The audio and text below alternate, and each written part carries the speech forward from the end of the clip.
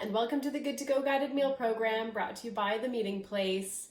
Today I am so excited to introduce you to our community cook extraordinaire once again, Paul Conway. Also, you may know him from his storytelling days at Voyageur Storytelling. And Paul is going to share with us one of his regular recipes from back in the day. Take it away, Paul. Well, good day. Here we are in the kitchen of what used to be the nerve center of Voyageur Storytelling and is still the home of the people who did that, who are Leslie Robbins Conway, who is not with me right at the moment, being out there with the grandchildren, and me, Paul Conway. And I am here to show you how to make a supper out of Johnny cake and inevitable salad. Now we will start with the Johnny cake, which I do not call Johnny cake at all, although that's what it is, because when I got this recipe years and years ago, it called itself bannock. And in the years since then, I have found out what real bannock is and how to make it. So this is not real bannock. This is should be called Johnny cake bannock. In any case, I have got everything ready here because most of the things that you're going to need for this, you do not need to be told how to do. You just need to know what to provide. So here is a bowl with 2 cups of flour in it. You can use any kind of flour you like. I use half white and half whole wheat. And the first thing that happens is I add some dry ingredients. Now the first dry ingredient is baking powder. And I add 2 teaspoons of that to my 2 cups of flour. Then I add a half teaspoon of baking soda. Don't ask me why they wanted baking powder and baking soda. It's just what they said. So there that is.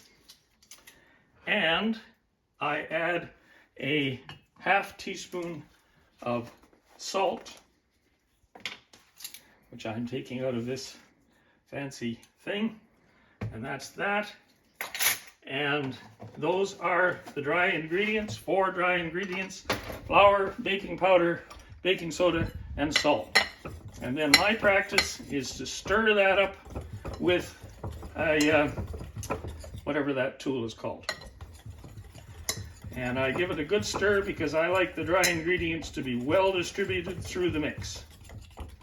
So around and around and around we go. I'm not going to go around too long because we don't want this film to go on forever.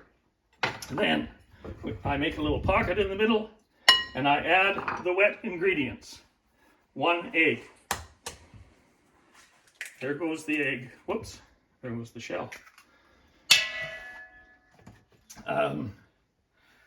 2 tablespoons of oil, and I use olive oil. There's the olive oil, 1, 2. I like to put a little sweetener in. Now that can be anything. It can be sugar, brown sugar, whatever kind of sugar you like to use. I use maple syrup. 2 tablespoons of that, and if they slop over a little bit, who cares?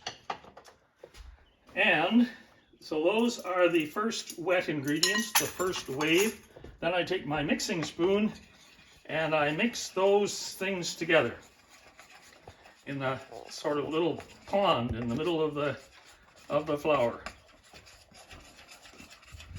Oh, there's the camera person, who is Tamara Robbins Griffith, trying to get a picture.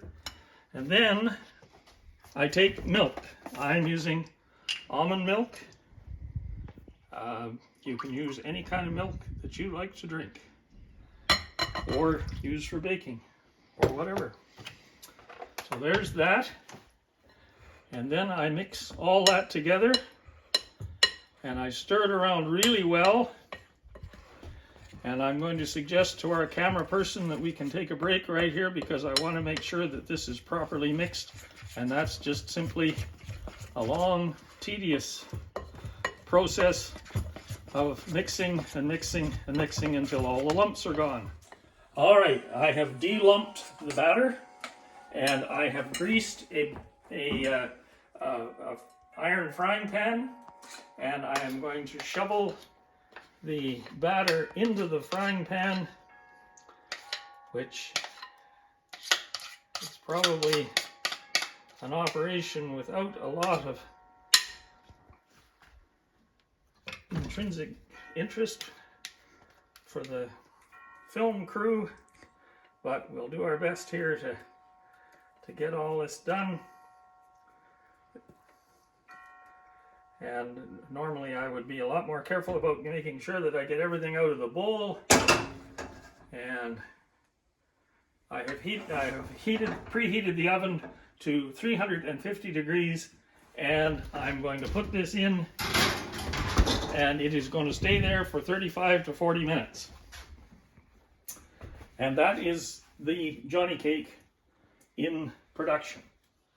All right, now the Johnny Cake bannock is in the oven, cooking away, and it is time to make the inevitable salad. And it is called inevitable because back in the storytelling days, it was inevitably on the menu, and it was inevitably the same. And how it was is going to be what I am going to show you. Now, I am not going to show you how to cut vegetables because I think you know how to cut vegetables. So I am simply going to point out that what you need are 6 vegetable ingredients, the proportions being roughly 2 parts cabbage to more or less 1 part, or a little less than 1 part of everything else. So we have here cabbage, celery, tomatoes, broccoli, mushrooms, and cauliflower. Those are the 6 ingredients. And it really doesn't matter in what order they go in. So I'm going to simply toss them into the bowl in the order that my hand goes to. And that is, once you have cut vegetables, that is all there is to it. Paul, can I ask a question? I know I'm supposed to be invisible. How big should you cut them? Like, does it matter? No, it doesn't matter. The normal idea is bite-sized. So if you like big bites, cut them large. If you like small bites, cut them small. I go for a medium-sized bite. The dressing is, of course, the whole essence of this thing. And I am going, considering the amount of salad that I have here, I am going to make this in 4s. So that means 4 tablespoons of olive oil. There they are. 4 tablespoons of a light oil. This is sunflower oil, I think. Not wearing my glasses, so I'm a little unsure of exactly what's in this bottle, but it doesn't really matter. As the old W.S. Gilbert song used to say, it doesn't really matter. Then, so that was 4 tablespoons of the 2 kinds of oil, 4 tablespoons each, and then 4 tablespoons of rice vinegar. And then this is when all aspect of precision breaks down, because my practice is simply shake some salt into it, no idea how much, grind some pepper into it, I have no idea how much, whatever comes out of the machine. This is very bad of me, but I use garlic powder, not garlic salt, garlic powder, granulated garlic. Put some of that on. I put a bit of dry parsley, doesn't matter how much. I put a bit of mustard, using one of these spoons that I used for the bannock. Dry mustard. Dry mustard. Could you use regular mustard? I have no idea. I've never tried it, but probably. And then some basil. And the basil is actually quite important. And that is all there is to it other than the tossing of it, which need not preoccupy the entertainment world unduly. If you toss it too vigorously, it falls out all over the floor. And this would end up in the compost. So there you have it. Johnny cake, which will come out of the oven presently, and we will take a picture of it for you. And inevitable salad. Now, if you want a little more protein with this, what I have showed you is the inevitable salad as it was in the old days. We have put hard-boiled egg in it to add to the protein. That works. We put tuna in it once recently, and I thought that didn't work. The tuna and the dressing didn't work very well together. I suspect the same thing might happen with salmon. Chicken, I don't know.